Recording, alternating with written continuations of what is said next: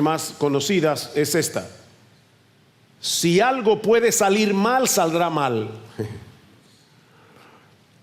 Aunque eso es una exageración, eso refleja la realidad de que no tenemos control. Mi hermano, tú y yo no tenemos el control. Y eso puede llegar a ser muy frustrante. Es como si hubiera una conspiración invisible y misteriosa en contra nuestra. Ahora, si nosotros pudiéramos ver por encima del sol, si nosotros pudiéramos ver las cosas desde la perspectiva de Dios, veríamos que ciertamente hay una mano invisible detrás de todos nuestros contratiempos. Pero esa mano no está conspirando contra nosotros. Esa mano está redireccionando nuestra agenda hacia una agenda mucho mejor. Esa es una de las grandes lecciones que aprendemos del pasaje que vamos a estudiar en la mañana de hoy en nuestra serie expositiva en el libro de los Hechos. La semana pasada vimos el concilio de Jerusalén, Hechos capítulo 15, y vimos que después del concilio las cosas parecían muy bien. El evangelio había sido defendido apropiadamente, la unidad de la iglesia fue preservada, todo indicaba que la obra del Señor seguiría avanzando sin mayores problemas. Pero cuando llegamos a Hechos capítulo 15, versículo 36, todo cambia repentinamente. Aquí nos encontramos en este pasaje con una separación dolorosa, con puertas que se cierran en el camino, con una violenta oposición que se levanta en contra del evangelio. Y sin embargo, como vamos a ver en esta mañana, Lucas nos muestra que detrás de cada uno de esos obstáculos, Dios estaba reorientando la agenda misionera de Pablo y Bernabé para ajustarla a su propia agenda. Hay básicamente tres escenas aquí que vamos a ver a lo largo de este pasaje. Voy a tratar de sintetizar todo esto en el tiempo que tengo, ¿verdad?, por delante. La primera escena, en los últimos versículos del capítulo 15, vemos que Dios avanza su obra a pesar de las divisiones. Dios avanza su obra a pesar de las divisiones. Vean el versículo 36. Después de algunos días, Pablo dijo a Bernabé: volvamos y visitamos, Hechos 15:36, volvamos y visitemos a los hermanos en todas las ciudades donde hemos proclamado la palabra del Señor, para ver cómo están. O sea, poco tiempo después del concilio, Pablo le comunica a Bernabé este deseo de visitar las iglesias que ellos habían establecido durante el primer viaje misionero. Y uno de los propósitos, lo veremos en el capítulo 16, versículo 4, era comunicarles las conclusiones del concilio. Pero la idea general era fortalecer estas iglesias recién nacidas, ancladas en el evangelio. Pero entonces Bernabé sugiere llevarse de nuevo a Marcos, o a Juan Marcos, el mismo que los había abandonado, recuerdan, en el primer viaje misionero, versículo 37. Bernabé quería llevar también con ellos a Juan, llamado Marcos, pero Pablo consideraba que no debían llevar consigo a quien los había desertado en Panfilia y no los había acompañado en la obra. Se produjo un desacuerdo tan grande que se separaron el uno del otro. Bernabé tomó consigo a Marcos y se embarcó rumbo a Chipre, mas Pablo escogió a Silas y partió, siendo encomendados por los hermanos a la gracia del Señor. Es interesante que Lucas no nos da ninguna pista sobre quién de los dos tenía la razón, y probablemente es porque ambos tenían parte de la razón.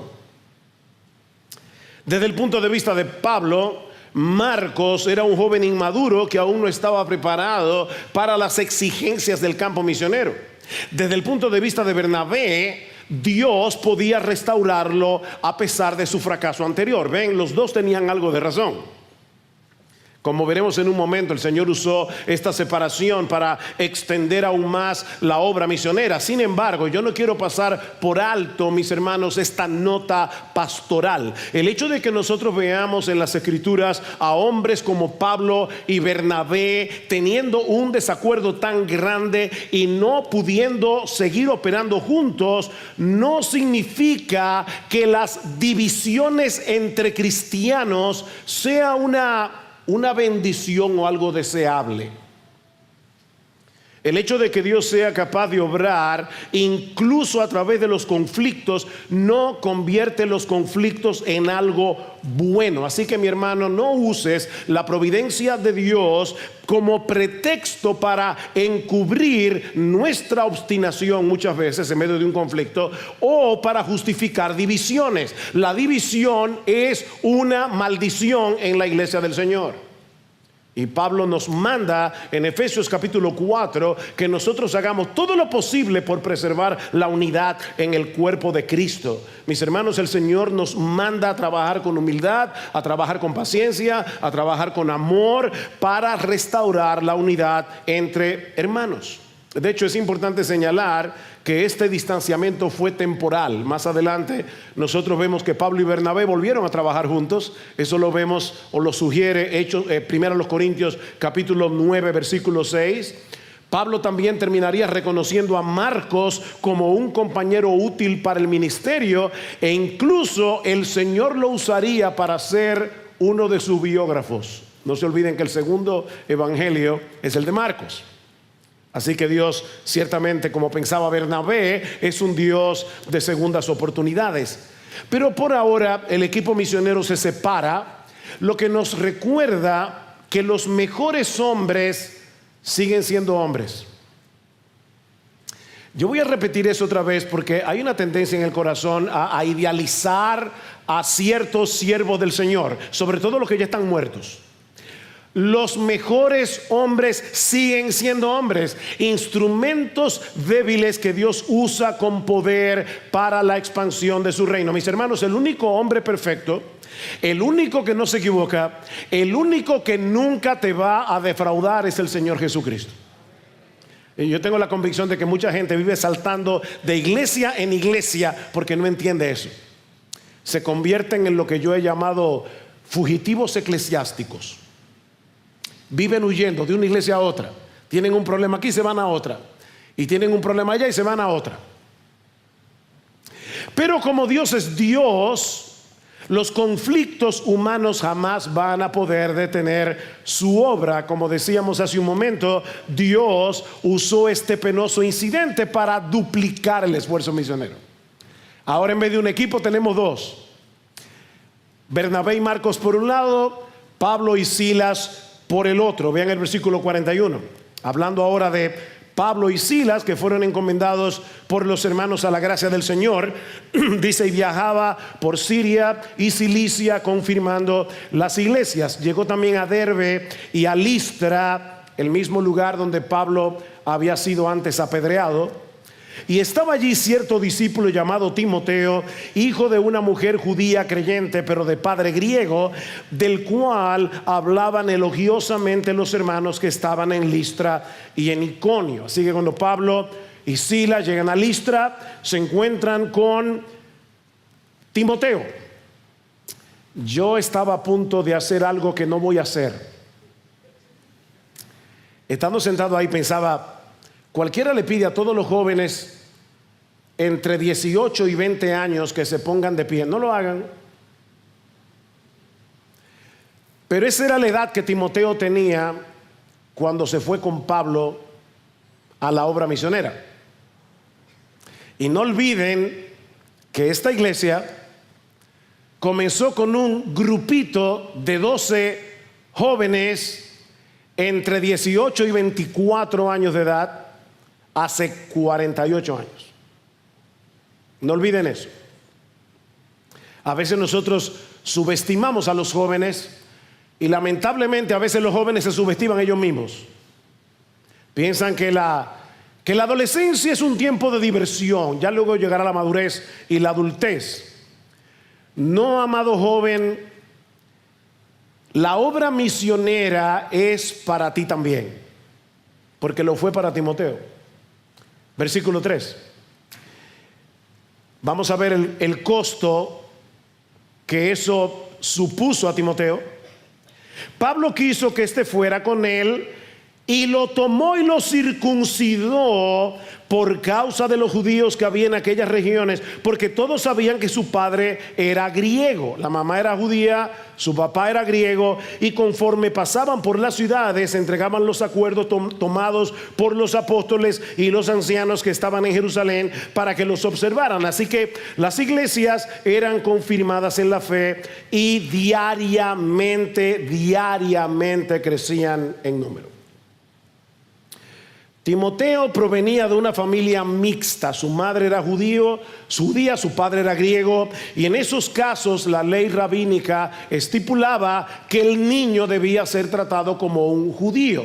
Así que si Timoteo no era circuncidado, podía ser una gran piedra de tropiezo cuando ellos se estuvieran moviendo dentro de un contexto judío. Noten que en el versículo 3 dice que Timoteo fue circuncidado por causa de los judíos de aquellas regiones. Ahora, jóvenes, otra vez, por favor, pónganse en el lugar de Timoteo. Este era un rito sumamente doloroso para un adulto y sin anestesia. Yo me imagino que si alguno de nosotros hubiera estado en el lugar de Timoteo, le hubiera dicho a Pablo: pero no acaban de decir en el concilio de Jerusalén que la circuncisión no era necesaria. ¿Por qué tú quieres que yo me circuncide a esta altura de juego? Pero Timoteo no estaba pensando en sus derechos. Timoteo estaba pensando en cómo podía ser más útil en el reino. Jóvenes, voy a seguir hablándoles a ustedes en la mañana de hoy. La pregunta que debemos hacernos constantemente no es: pero ¿y qué tanto es que yo tengo que dejar? La pregunta es: ¿qué más yo puedo hacer o sacrificar para que otros vean a Cristo más claramente en mí? Piénsalo. Tal vez en tu caso puede ser dejar de ir a ciertos lugares, dejar de estar tanto tiempo en las redes. Yo no sé, pero pídele al Señor que te muestre qué significa esto para ti. Jóvenes, no se aferren a lo más cómodo, no se aferren a lo más popular. Abracen con gozo el camino estrecho que glorifica a Cristo y bendice a otros.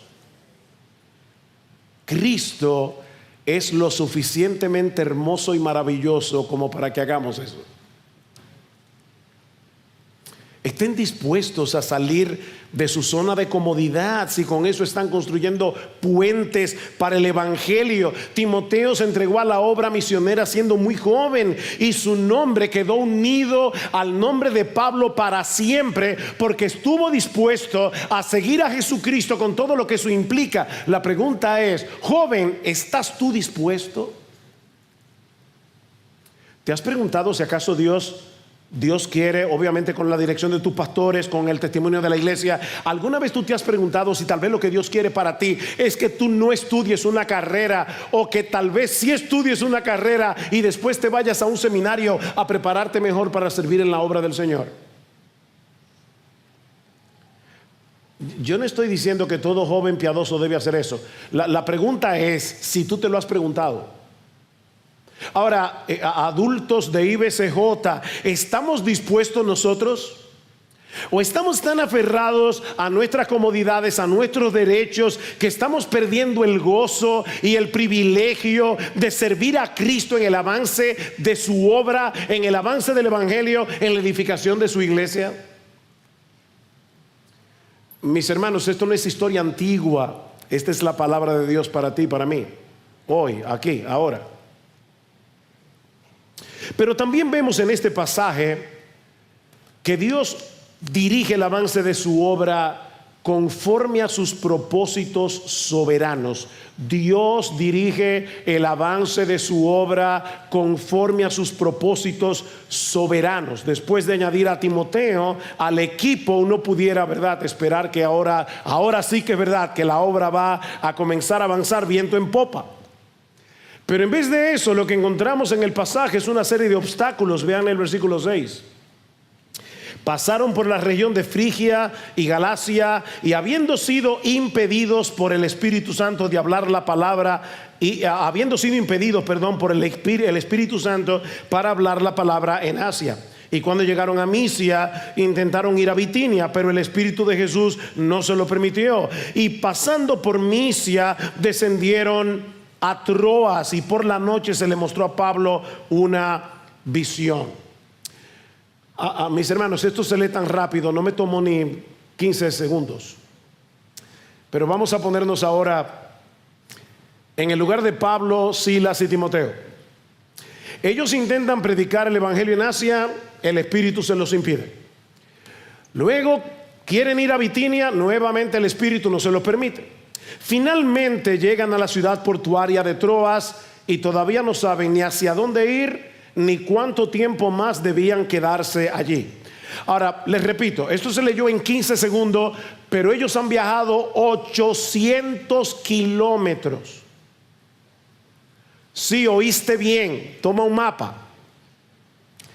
Ellos han viajado 800 kilómetros en el que no se narra ningún fruto visible del evangelio, ningún convertido, ninguna iglesia que fue fundada, y sin tener la menor idea de hacia dónde debían ir ni por cuánto tiempo permanecerían allí. Mis hermanos, por favor, piensen en esto. Pablo estaba haciendo la voluntad de Dios. Él estaba siguiendo el llamado que Dios le había dado, y sin embargo las puertas se cierran una tras otra. Pablo, Silas, Timoteo no tienen la menor idea de lo que Dios está haciendo. ¿Te has visto en esa situación? Estás haciendo exactamente lo que se supone que debes hacer, y aún así te encuentras en lo que parece un callejón sin salida. Y aunque suene paradójico, debemos aprender a escuchar la voz de Dios en su silencio. Debemos aprender a escuchar la voz de Dios en sus silencios y en sus obstáculos, porque forman parte de su plan. Sin que Pablo y su equipo lo supieran, Dios los estaba guiando hacia el lugar donde él quería iniciar una nueva iglesia, en la ciudad de Filipos. Pero para que eso fuera posible, era necesario impedirles que fueran a otro sitio. Lo que nos recuerda, mis hermanos, lo que acabamos de cantar: es por fe que andamos, no es por vista. Y el llamado primordial de Dios, el llamado primordial, no es, mi hermano, por favor escucha esto, el llamado primordial de Dios no es que nosotros llevemos a cabo un plan específico, sino que sigamos a Jesús a donde Él nos lleve. Greg Harris, en un libro que yo recomiendo muchísimo, se llama La Copa y la Gloria, él dice acerca de este pasaje: nuestra meta en la vida no debe ser simplemente casarnos, sino seguir a Jesús. No debe ser mudarnos a cierta ciudad, sino seguir a Jesús. No debe ser hacer una actividad o ministerio deseado, sino seguir a Jesús.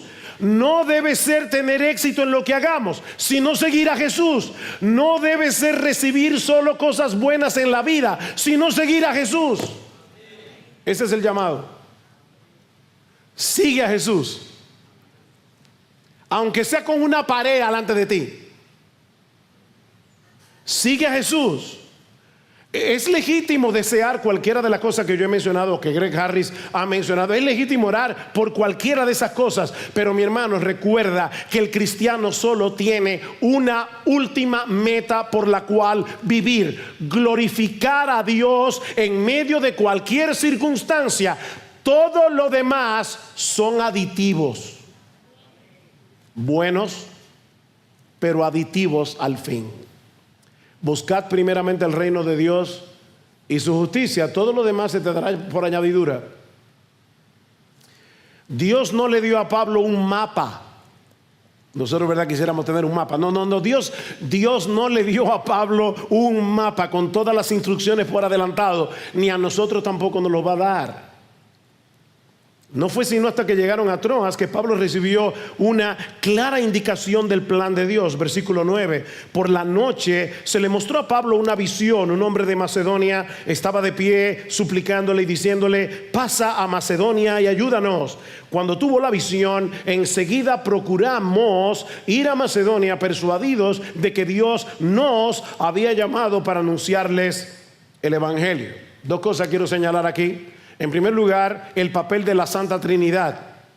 ¿Se dieron cuenta? En el versículo 5, 6 dice que el Espíritu Santo les impidió hablar la palabra en Asia. En el versículo 7 dice que el Espíritu de Jesús no se lo permitió. Y en el versículo 10 dice que Dios los había llamado. Las tres personas de la Trinidad guiando la obra misionera. Pero lo segundo que quiero que noten, mis hermanos, es la inclusión de Lucas. ¿Se dieron cuenta cómo Lucas, el autor del evangelio, dice: tuvo una visión enseguida procuramos ir a Macedonia, persuadido de que Dios nos había llamado? Otra vez, mis hermanos, Dios no llega tarde. Dios no se equivoca de dirección. Él sabe exactamente a dónde quiere llevarnos, aunque ahora, mi amado hermano, mi amada hermana, tú no tengas la menor idea de lo que Él está haciendo o estés luchando con la frustración. Así que si te sientes atrapado en Troas, no te desesperes. Solo sigue caminando por fe, haciendo la voluntad de Dios que tú sí conoces, confiando en que Él sabe lo que está haciendo. Repito, haciendo la voluntad de Dios que tú sí conoces y confiando en que Él sabe lo que Él está haciendo. Cuando Pablo y el equipo llegaron a Filipos, ellos no sabían que estaban pisando lo que más tarde llamaríamos Europa. Sería anacrónico decir que Pablo llegó a Europa porque Europa no existía en ese momento como continente. En ese momento esa noción geográfica no existía. Para ellos era simplemente otra provincia dentro del vasto imperio romano, pero el Espíritu Santo sí sabía lo que estaba haciendo. Piensen en esto, mis hermanos. En ese lugar se plantó la primera iglesia de lo que luego vendría a ser el continente europeo, y siglos más tarde sería desde ese continente que el evangelio llegaría a África, a América del Norte, América del Sur, toda América Latina, Oceanía y hasta lo último de la tierra. El movimiento misionero iba a salir de Europa. Mis hermanos, si Dios no hubiera cerrado todas esas puertas en 800 kilómetros, no tendríamos la carta a los filipenses. Piénsalo. Así que cada vez que tú leas la carta a los filipenses y te sea de bendición, dile: Señor, gracias por haberle impedido a Pablo predicar la palabra en Asia. Y la historia de Occidente habría sido muy distinta, porque fue en Europa donde más adelante surgiría una civilización profundamente marcada por la cosmovisión cristiana. Ustedes se están dando cuenta del paso tan monumental que Lucas está narrando aquí en pocos versículos. Nosotros podemos ver hoy la historia hacia atrás y decir: wow, pero qué sabio es Dios cuando nos dice que sí y cuando nos dice que no. No te frustres, mi amado hermano. Deja que Dios sea Dios y que siga haciendo su obra en su tiempo. O tú quisieras hacerle enmiendas al guión de Dios. Mira, si tú pudieras tomar los decretos divinos y decir, voy a tachar esto aquí. ¿Ustedes se acuerdan de la serie Back to the Future? Volver al futuro. Cada vez que ellos cambiaban una cosa del pasado, lo cambiaban todo en el futuro. No es que no se puede cambiar absolutamente nada de los decretos de Dios sin dañar todo el plan de Dios, incluyendo aquellas cosas que nos duelen, incluyendo aquellas cosas que nos hieren, incluyendo aquellas cosas que nos hacen sufrir. El plan de Dios es perfecto, mis hermanos, porque Dios es perfecto. Y es precisamente en Filipos donde encontramos la siguiente escena de nuestro relato. Y aquí vemos en tercer lugar que Dios extiende su gracia en medio de un grupo muy diverso. Dios extiende su gracia en medio de un grupo muy diverso. En el resto del capítulo 16, que lamentablemente vamos a ver más brevemente de lo que hemos visto hasta aquí, encontramos el nacimiento de la iglesia en Filipos con un grupo, una membresía muy variada. Una rica empresaria, una esclava endemoniada y un carcelero romano. Obviamente en Filipos hubo más conversiones, seguramente. Pero Lucas quiere que nosotros nos fijemos en este trío. Una rica empresaria, una esclava endemoniada y un carcelero romano. Versículo 11. Así que zarpando de Troas, navegamos con rumbo directo a Samotracia, una isla pequeña, y al día siguiente llegamos a Neápolis, es el puerto de Macedonia. De allí a Filipos, 20 kilómetros hacia adentro, que es una ciudad principal de la provincia de Macedonia, una colonia romana. En esta ciudad nos quedamos por varios días. Filipos era una ciudad de gran importancia, fundada por el padre de Alejandro el Grande, Felipe de Macedonia. Por eso se llamó Filipo. Era una ciudad principal de la provincia de Macedonia y era una colonia romana. Y lo que eso significa es que Filipos era una Roma en pequeño. Como era su costumbre, Pablo y su equipo buscaron primero a los judíos de la ciudad, pero al parecer no había sinagoga en Filipos, probablemente porque para que haya una sinagoga tenía que haber por lo menos 10 hombres judíos. Así que en Filipos la comunidad judía era sumamente pequeña. Este grupo de creyentes o de prosélitos, como el caso de Lidia, se reunía junto al río, y la razón era porque así podían llevar a cabo las ceremonias rituales de purificación. Versículo 14. Y estaba escuchando cierta mujer llamada Lidia, de la ciudad de Tiatira, vendedora de telas de púrpura, que adoraba a Dios. Esta es una etiqueta que se usaba en aquellos días para hablar de los prosélitos. Lidia no era judía, pero había creído en el Dios de Israel, y el Señor abrió su corazón para que recibiera lo que Pablo decía.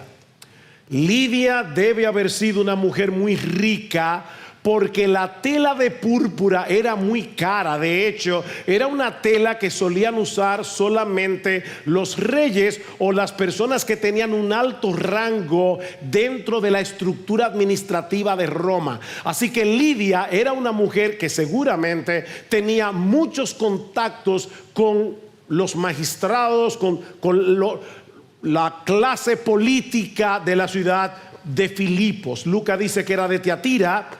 De paso, interesante, una de las ciudades en las que el Espíritu Santo le impidió a Pablo predicar. O sea, tenía que conseguir a una tiatirense, pero en Macedonia, no en Tiatira.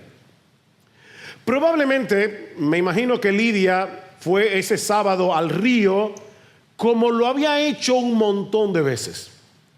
sin saber que ese día algo sobrenatural iba a suceder en su vida.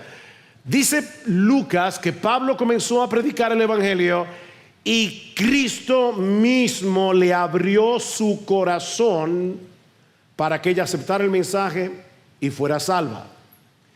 Mis hermanos, la salvación es del Señor, solo del Señor. Por eso es que solo Él merece la gloria por cada pecador que se convierte. Fíjense, fue Lidia la que recibió el evangelio, pero recibió el evangelio porque Cristo previamente había abierto su corazón. Y de nuevo, la soberanía de Dios, la responsabilidad humana. Fue Pablo el que le predicó el evangelio, pero fue Cristo el que la salvó. ¿Se dan cuenta? Es ella la que recibe el evangelio, pero porque ya Cristo había abierto previamente su corazón. Es Pablo el que le predica, pero es Cristo el que cambia su corazón de piedra en un corazón de carne. Mi amado hermano, si tú estás sentado hoy aquí en esta mañana adorando a Jesucristo, es por la única razón, no de que tú eras más inteligente que otros pecadores que escucharon el mismo evangelio y no se convirtieron, es porque Cristo mismo vino y te hizo una cirugía de corazón abierto. Mientras tú escuchabas el evangelio, Él tomó tu corazón de piedra y lo cambió por un corazón de carne. La salvación es del Señor. El texto de 2 Corintios capítulo 4 versículo 6, Pablo dice que entre los que se pierden el evangelio está encubierto porque el diablo les ciega los ojos para que no vean la gloria del Señor en el evangelio. Pero Dios, que mandó que de las tinieblas resplandeciese la luz, es el que resplandeció en nuestros corazones para conocimiento de la gloria de Dios en la faz de Jesucristo. ¿Tú entiendes eso, mi hermano? Cuando tú estabas escuchando la palabra de Dios, Cristo mismo vino y te abrió el entendimiento para que vieras tu pecado y vieras su hermosura. Ya convertida al Señor, ¿qué hace Lidia? Invitar a los misioneros a su casa, muy probablemente para que le predicara el evangelio a su familia. Versículo 15. Y cuando ella y su familia se bautizaron, nos rogó diciendo: si juzgáis que soy fiel al Señor, venid a mi casa y quedaos en ella. Y nos persuadió a ir. Mis hermanos, a veces nosotros enfatizamos demasiado la parte individual de la salvación. A Dios le interesan las familias y le agrada ver familias convertidas a Él y adorando juntos al Señor. Dice que todos se bautizaron y debemos suponer que todos eran personas capaces de entender el evangelio y creer. Mientras tanto, Pablo y Silas y Timoteo y Lucas continuaron asistiendo al grupo que se reunía en el río para orar, cuando de repente se topan con una joven endemoniada. Versículo 16. Y sucedió que mientras íbamos al lugar de la oración, nos salió al encuentro una muchacha esclava que tenía espíritu de adivinación o de pitón. Era una pitonisa, la cual daba grandes ganancias a sus amos adivinando. Esta, siguiendo a Pablo y a nosotros, gritaba diciendo: estos hombres son siervos del Dios Altísimo, quienes os proclaman el camino de la salvación. Y esto lo hacía por muchos días. Mas desagradando esto a Pablo, se volvió y dijo al espíritu: te ordeno en el nombre de Jesucristo que salgas de ella. Y salió en aquel mismo momento. Déjenme hacerles una pregunta. ¿Lo que esta muchacha endemoniada decía de los misioneros era verdad? ¿Sí o no? Sí. Son siervos del Dios Altísimo que anuncian el camino de la salvación. ¿Cuál era el plan del diablo al hacer que esta muchacha endemoniada señalara a Pablo y a su equipo de esa manera? Asociar a Pablo, Silas, Timoteo y Lucas con el ocultismo. Era como decir: somos del mismo equipo. No, no somos del mismo equipo. Esta muchacha estaba esclavizada por un demonio Pablo y su equipo predicaban a Jesús. Y no deja de ser interesante la manera como Lucas narra lo que podríamos llamar un exorcismo. Esto no se parece en nada a las películas de terror, sin muchos aspavientos. Pablo simplemente le dice: te ordeno en el nombre de Jesucristo que salga de ella, y al instante el espíritu salió. Y otra vez vean lo que vimos en el caso de Lidia. Esta muchacha no pidió ser liberada. Esta muchacha no hizo absolutamente nada para llegar a ser librada del demonio. Simplemente Dios soberanamente la quiso liberar. Una simple orden en el nombre de Jesús fue suficiente para liberar a esta muchacha de su doble esclavitud, del diablo y de sus amos terrenales. Y por supuesto eso desagradó profundamente a los que se beneficiaban de la miseria de esta muchacha. Versículo 19: pero cuando sus amos vieron que se les había ido la esperanza de su ganancia, prendieron a Pablo y a Silas, los arrestaron hasta la plaza ante las autoridades, y después de haberlos presentado a los magistrados superiores, dijeron: estos hombres, siendo judíos, alborotan nuestra ciudad y proclaman costumbres que no nos es lícito aceptar ni observar, puesto que somos romanos. ¿Se dieron cuenta que ellos no dijeron nada del negocio? O sea, ellos no dijeron: estos hombres nos dañaron el negocio.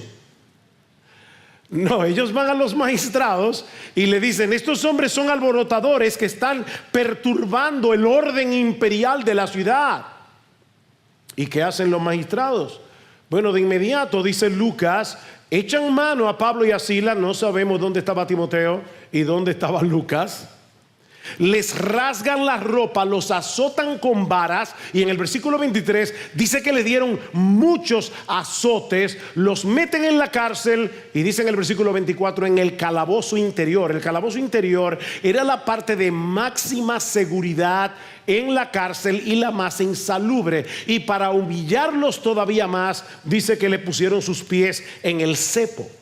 El cepo era una estructura de madera con agujeros móviles donde se insertaban los pies y a veces las muñecas y el cuello, de manera que los carceleros ajustaban los huecos para causar más dolor por más tiempo. El cepo era un castigo casi insoportable.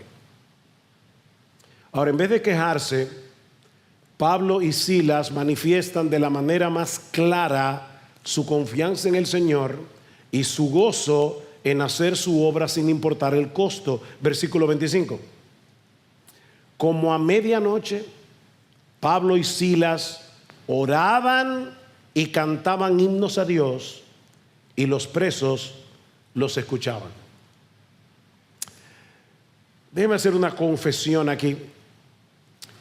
Mientras leí este pasaje durante esta semana, me llevó a cuestionar mi teología del sufrimiento.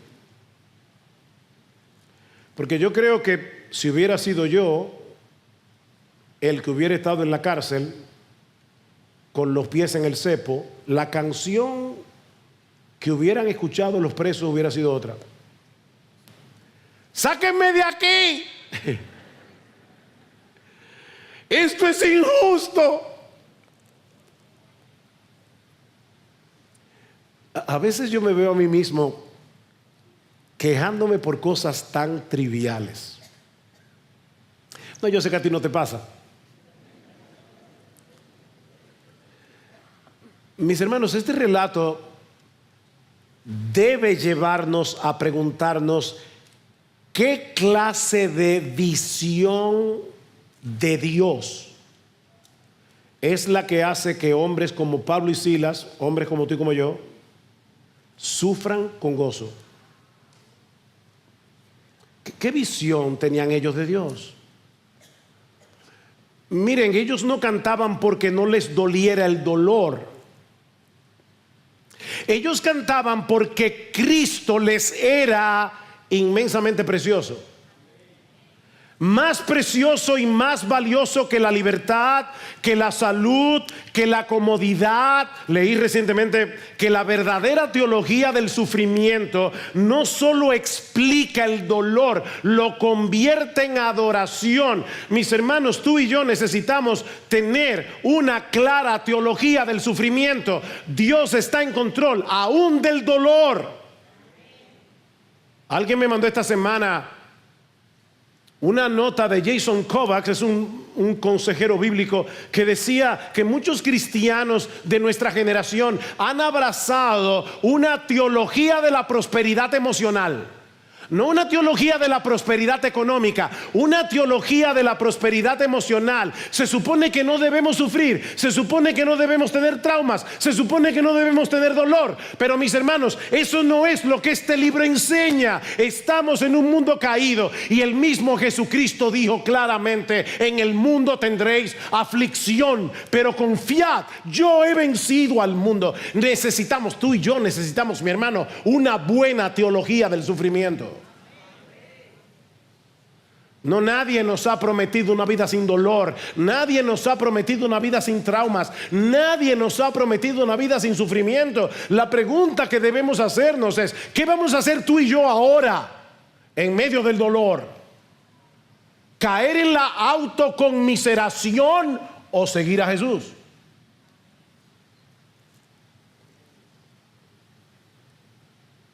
Mientras Pablo y Silas cantaban, los presos los escuchaban.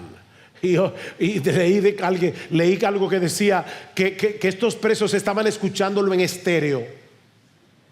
Porque por un lado escuchaban las palabras de Pablo y Silas al cantar, al orar, pero por el otro lado palpaban el gozo de Pablo y de Silas. Lo estaban escuchando en estéreo. Mis hermanos, el mundo que está allá afuera necesita escuchar el evangelio en estéreo. Necesita escuchar nuestras palabras cuando les predicamos el evangelio. Pero ellos deben ver con nuestro gozo que Jesucristo es precioso, aún en medio del dolor.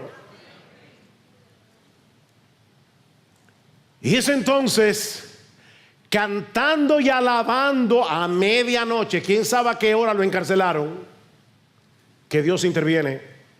Versículo 26. De repente se produjo un gran terremoto, de tal manera que los cimientos de la cárcel fueron sacudidos. Al instante se abrieron todas las puertas, las cadenas de todos se soltaron. Y es evidente que no fue por el terremoto. Dios las soltó.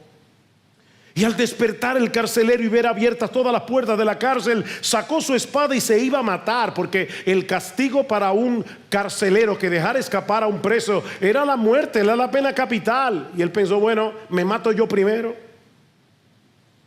creyendo que los prisioneros se habían escapado. Mas Pablo clamó a gran voz diciendo: no te hagas ningún mal, pues todos estamos aquí.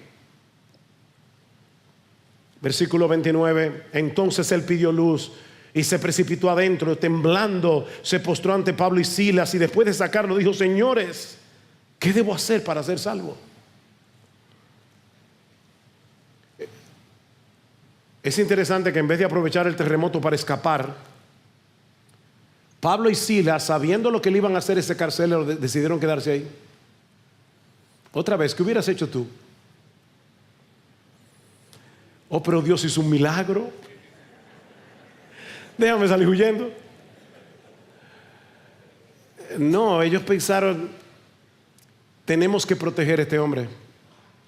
Y de alguna forma convencieron a todos los presos que no huyeran.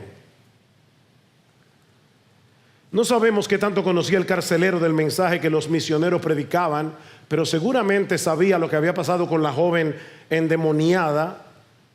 Así que en ese momento este hombre se da cuenta que hay una sola cuestión que él necesitaba saber: ¿qué debo hacer para ser salvo? Respuesta, versículo 31. Ellos respondieron: cree en el Señor Jesús y serás salvo tú y toda tu casa. Aclaro que esta no es una promesa universal para todo el que se convierte, no lo es. Fue para el carcelero en particular. Y lo vemos por el resto del capítulo. Dice, y le hablaron la palabra del Señor a él y a todos los que estaban en su casa, y él los tomó en aquella misma hora de la noche, le lavó las heridas, enseguida fue bautizado él y todos los suyos. ¿Ven cómo Dios está interesado en la familia? Todos se bautizan adorando juntos al Señor. Llevándolos a su hogar les dio de comer y se regocijó grandemente por haber creído en Dios con todos los suyos. Otra vez, mis hermanos, la salvación es del Señor. Es Él el que salva pecadores únicamente por su gracia, pero lo hace por medio de la fe y solo por medio de la fe. Todos conocemos de memoria Efesios 2:8. Por gracia sois salvos por medio de la fe. Esto no de vosotros, sino que es un don de Dios, no por obras, para que nadie se gloríe. Hermanos, si la salvación fuera por algo que nosotros hiciéramos, eso le robaría la gloria a Dios. Dice John Piper, la fe glorifica a Dios, las obras nos glorifican a nosotros. ¿Ven el punto? Tiene que ser por fe para que sea por gracia, y tiene que ser solo por gracia, porque la gracia le da toda la gloria únicamente a Dios. Si te sonó un trabalenguas, déjame repetírtelo. Tiene que ser por fe para que sea por gracia, porque la fe es el único acto del hombre que no es una obra. Tiene que ser por fe para que sea por gracia, y tiene que ser solo por gracia para que Dios se lleve toda la gloria. En Efesios 1:5 Pablo dice que Dios nos predestinó para ser adoptados hijos suyos por medio de Jesucristo, según el puro afecto de su voluntad. En otras palabras, no intervino en esa predestinación, no intervino absolutamente nada que se mezclara con la sola voluntad de Dios. Fue el puro, algo puro no está mezclado, fue el puro afecto. No fue que él vio que tú ibas a creer. No, tú no ibas a creer a menos que Dios abriera tu corazón y te diera la fe como un regalo. Fue por el puro afecto de su voluntad. Y ahora escucha, para alabanza de la gloria de su gracia. ¿Por qué tiene que ser así? Para que ni tú ni yo nos llevemos gloria. De hecho, fue de eso que Dios nos rescató, de ser ladrones de gloria. Es por fe para que sea por gracia, y es por gracia porque de esa manera solo Dios se lleva la gloria. Mis hermanos, Dios diseñó de tal manera el plan de salvación que no queda ni un espacio pequeñito para el orgullo humano. Ninguna jactancia, ningún aplauso para nosotros, solo asombro y adoración ante la gloria de su gracia. Por esa gracia el carcelero fue transformado junto a toda su familia, todos se bautizaron. Ahora Pablo y Silas no eran sus prisioneros, eran sus hermanos en Cristo. Curaron sus heridas, le dieron de comer. Esa familia se unió al gozo que Pablo y Silas manifestaron en prisión en medio de su dolor. Lo vieron en el versículo 34, dice que se regocijó grandemente por haber creído. Y es entonces cuando Pablo, en el momento en que los magistrados quieren liberarlos sin juicio, que Pablo saca a colación su ciudadanía romana.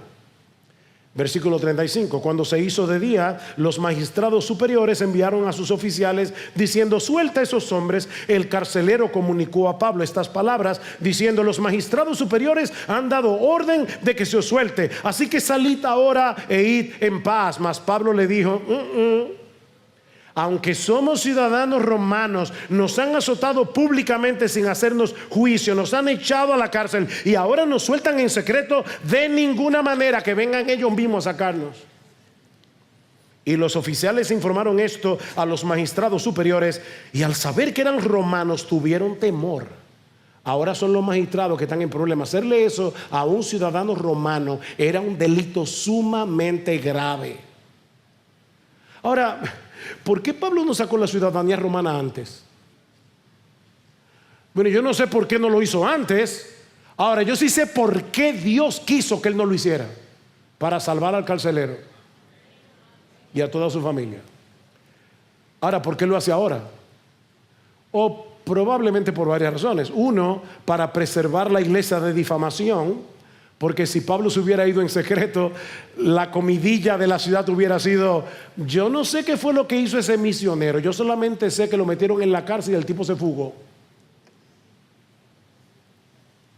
Y también para librar a la iglesia recién nacida de un acoso futuro, porque los magistrados obligatoriamente tuvieron que reconocer la legitimidad de ese grupo.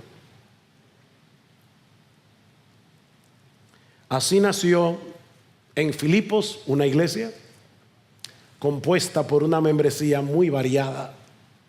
Versículo 40: cuando salieron de la cárcel, fueron a casa de Lidia, y al ver a los hermanos los consolaron y partieron. Probablemente la iglesia nació en casa de Lidia. Si se dan cuenta, ahora Lucas ya no habla en plural, incluyéndose.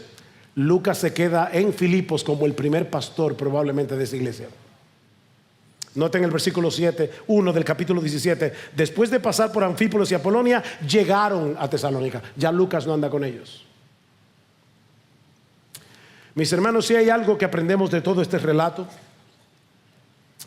es que cuando nuestros planes se frustran, cuando las puertas se cierran, eso no significa que estamos fuera de la voluntad de Dios. Eso no significa que Dios ha perdido el control, y mucho menos que Dios nos ha abandonado. Este relato está lleno de obstáculos, de sufrimientos, de injusticias, y sin embargo, en cada escena Dios está presente, haciendo avanzar su obra exactamente como Él había determinado que esa obra iba a avanzar. Tú y yo podemos y debemos confiar en su sabiduría, en su bondad, en su poder, aun cuando la ruta no está clara o cuando nos sentimos en un callejón sin salida. Y caminar en obediencia en medio del dolor, como hicieron Pablo y Silas.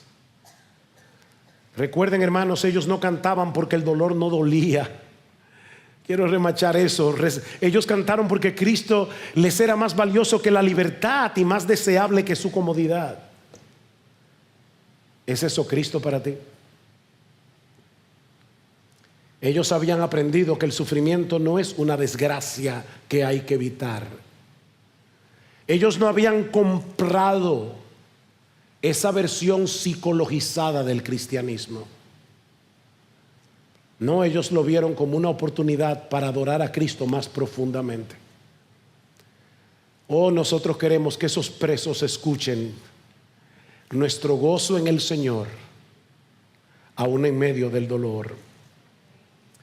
Mis hermanos, la verdadera fe no elimina el sufrimiento, pero sí transforma la manera como enfrentamos el sufrimiento. Y si tú estás aquí sin Cristo, mi amigo, este pasaje te confronta con la pregunta más importante de tu vida: ¿qué debo hacer para ser salvo? Y la respuesta sigue siendo la misma: cree en el Señor Jesús y serás salvo. Pablo no dice cree en el Señor Jesús y es posible, tal vez, quizás. No. Cree en el Señor Jesucristo, cree en el Señor, serás salvo aquí, ahora, en este instante, porque Dios lo ha prometido. Mi amigo, la salvación no se recibe por méritos humanos, no se recibe por rituales religiosos, es por medio de la fe y solo por medio de la fe. ¿Y sabes lo que significa creer? Que debes confiar en Cristo únicamente, confiar en que solo Él puede perdonarte de todos tus pecados, confiar en que solo Él puede reconciliarte con Dios, confiar en que solo Él puede darte una vida abundante, una vida que vale la la pena ser vivida, en que solo Él puede darte una esperanza que nunca te defraudará. Solo Cristo, nadie más. Oh, mi amigo, no sigas postergando tu necesidad más urgente. Ven a Cristo hoy, cree en Él y serás salvo.